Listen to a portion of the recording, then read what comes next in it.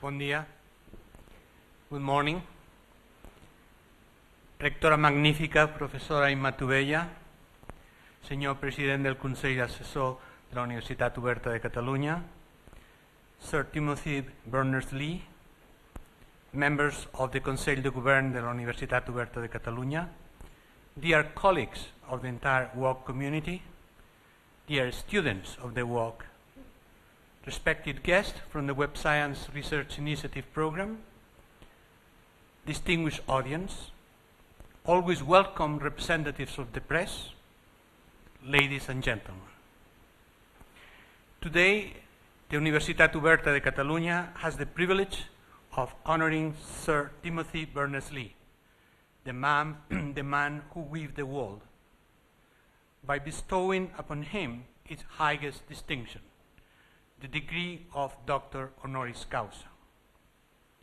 As Tim Berners-Lee declared in 2002, the world can only really be changed one piece at a time. The art is speaking that piece. Indeed, most young persons dream about changing the world, usually to do good to humankind. Then life settles in, and the daily grind gradually stifles the drive to create. Only a few climb the mountain and actually change the world. Even fewer keep climbing towards higher peaks, and just a handful of exceptional individuals do so without appropriating and monopolizing the harvest of their creation. Not only because their generosity compels them to share, but because their intelligence tells them that only by sharing they can indeed change the world. Sir Tim Berners-Lee is one of these individuals, having invented the World Wide Web, the universal information space that connects documents from people, by people, and for people, and he continues to endeavor to enable the web to connect data from all sources, from all times, and in all formats. The Universitat Oberta de Catalunya honors today the creator who weaved the world, opening up channels of communication and making possible global understanding between cultures and among persons of all conditions and beliefs.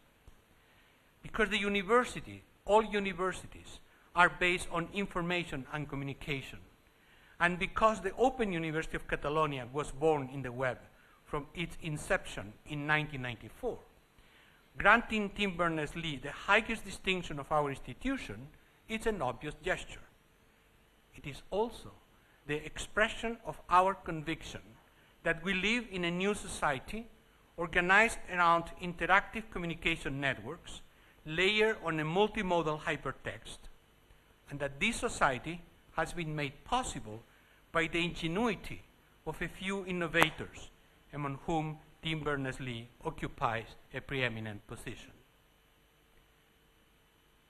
Sir Timothy Berners-Lee is currently Professor of Computer Sciences and Electrical Engineering at the MIT, the legendary Massachusetts Institute of Technology, also the holder of the 3 co-founders chair at the Computer Science and Artificial Intelligence Laboratory at the Massachusetts Institute of Technology, where he directs the World Wide Web Consortium, the organization that coordinates web development worldwide, with teams at MIT, RCIM in Europe, and Keio University in Japan. He is also Professor of Computer Science and chairholder at the University of Southampton in England. He is co-director of the Web Science Research Initiative, a research initiative and PhD program launched in 2006 by the University of Southampton and MIT. He is perhaps the most honored computer scientist in the world. Among a long list of distinctions, he has received the Order of the British Empire and the Order of Merit from the Queen of England, and has been knighted by the Queen for services to the global development of the Internet. He's a Fellow of the Royal Society of the UK, a member of the American Academy of Arts and Sciences, a Distinguished Fellow of the British Computer Society, a member of the American Philosophical Society, and a MacArthur Fellow.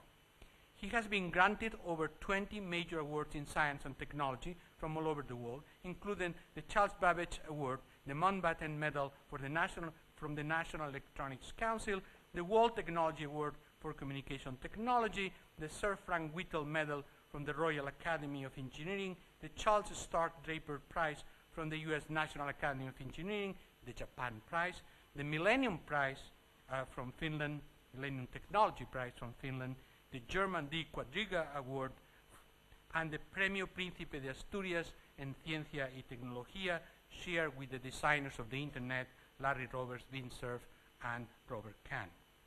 The honorary doctorate that he is receiving from the Open University of Catalonia is his 10th honorary doctorate, but the first he receives from a Catalan or Spanish university. Yet, for all these honors, what really motivates Tim Berners-Lee is his ongoing creation, the development of the web in new dimensions and toward new goals, and the defense of the freedom of web access as the fundamental requirement for the web to deliver his promise of universal, multi-layer, unfettered communication. In a world that has come to accept that innovation is the source of wealth, power, and enjoyment, Tim Berners-Lee embodies innovation and creativity in his life and work. The late Michael Dertosos, the great computer scientist who wrote the preface of Berners-Lee book, Weaving the Web, writes that this book opens a rare window into the way a unique person invents and nurtures a unique approach that alters the course of humanity. To be fair, he benefited from a good starting point.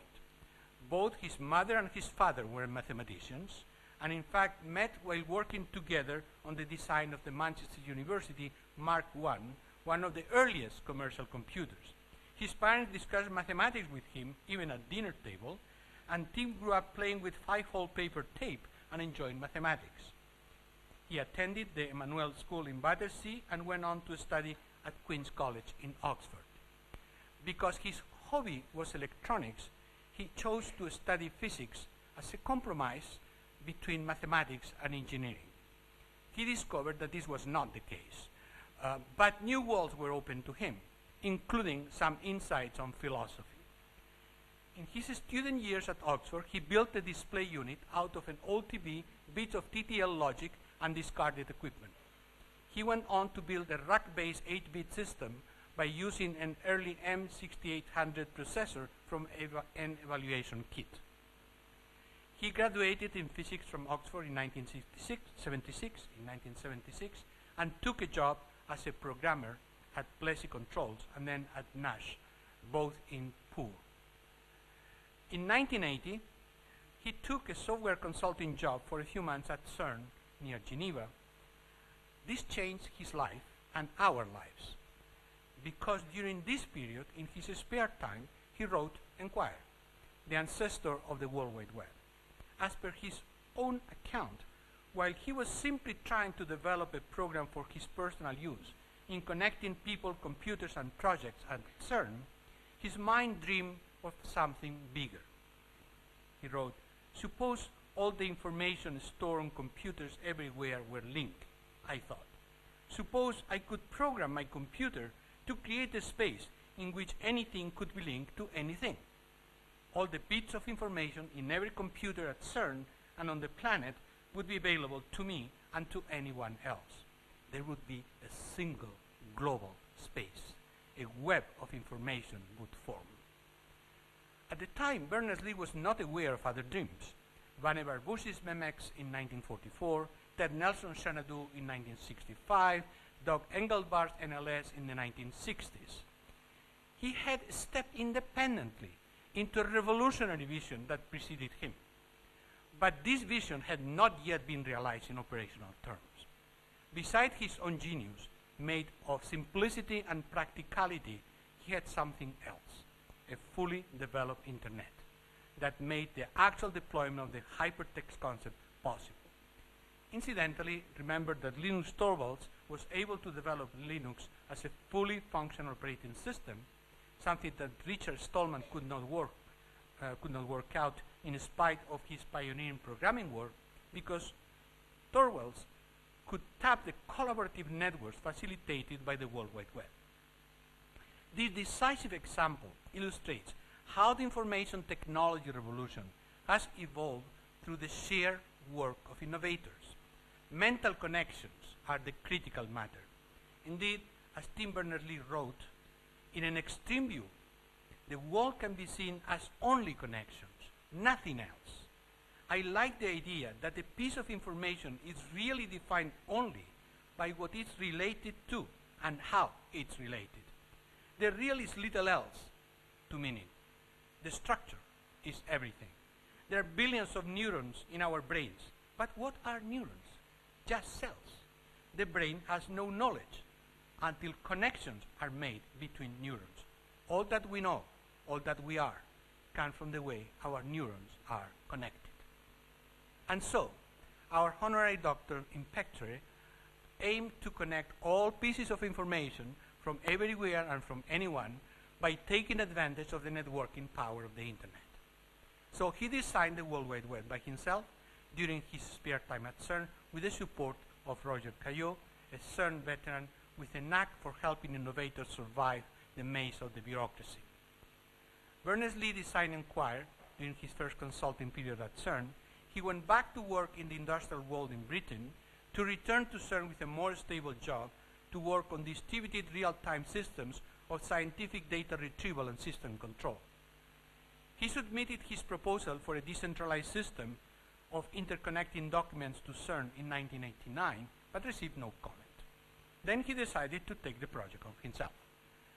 To connect the vast universe of CERN project in a coherent pattern, he designed a scheme for locating and identifying documents, assigning each document what we now call a URL, or Uniform Resource Locator. This was the first browser, a client program that he called World Wide Web. He still had to write the first web server and to create HTML to format the content of the web page. In 1991, he made his browser and server software available on the internet and advertised its existence to the internet community. There was an immediate surge of interest and excitement throughout the world. He released the source code so that programmers from different traditions and with different interests, including universities, government agencies, and corporations, as well as would-be entrepreneurs of startup business ventures and students, could tinker with the program, adding useful applications, such as the graphic interface designed by Mark Andreessen, another part-time staff programmer at the University of Illinois, that led to Mosaic, and from there to Netscape, the first commercial browser before Microsoft took over the market with its Internet Explorer. Having launched the communication revolution of our time, Berners-Lee left CERN, declined to enter the business world, and took a research professorship at MIT's legendary Artificial Intelligence Lab to run the World Wide Web Consortium, an independent organization committed to the free development of the web and its next generation of technologies. In recent years, without indulging in his celebrity status, Berners-Lee has engaged in major research ventures as well as in crucial policy debates. He has focused his efforts on the development of the semantic web, a new step in integrating documents and data in a meaningful hypertext, where not only information is shared, but knowledge is generated. He has engaged forcefully in the discussion about net neutrality that is raging in the United States, arguing for the continuation of the policy of non-discriminatory access to the web. Indeed, as commercialization of the web proceeds, if regulators do not assure equal access and universal service to everybody while accepting reasonable pricing schemes for specific services, the most fundamental digital divide will emerge in our network societies, the one between those able and those unable to sail freely the ocean of information and communication that brings life to our minds. And he has launched, together with his colleagues at the University of Southampton and at MIT, the Web Science Research Initiative, an inter-university research and education program that aims to establish an institution capable of developing cutting-edge interdisciplinary research on the web, together with a PhD program in this fundamental area of higher education. In this, as in many other dimensions of his intellectual and professional practice, Tim Berners-Lee converges with the core project of the Open University of Catalonia. I hope this academic celebration of his accomplishment by an innovative web-based university that is simultaneously global in its project and Catalan in its identity is also a special moment for Berners-Lee, as it is for us. Because, after all, there is nothing more rewarding for an inventor than coming face to face with the creatures of his invention. We would not be here, at least not in this specific incarnation, without him, without you. Tim, Sir Tim. There would not be these 40,000 students plus betting their education and their lives on the potential of a virtual university. There would not be hundreds of professors and staff, thousands of virtual teachers for whom the web you created is the daily support of their activity and their creation. Without you, Sir Tim, we would still be attached to the brick and mortar classrooms where teachers, unchanged in the Middle Age, banned the web so that students cannot Google them and expose their obsolescence. Without us, you would not know that you made all this possible. And without you and us and the millions of web navigators, the world would remain unwoven, and the controllers of documents and data would still rule by the power of the switch. Because you weave the world out of knowledge and ingenuity, we are honoring you. And in you, we are honoring all those young creators who think the unthinkable, regardless of where they are, and then go out and do it. Thanks to you on behalf of them.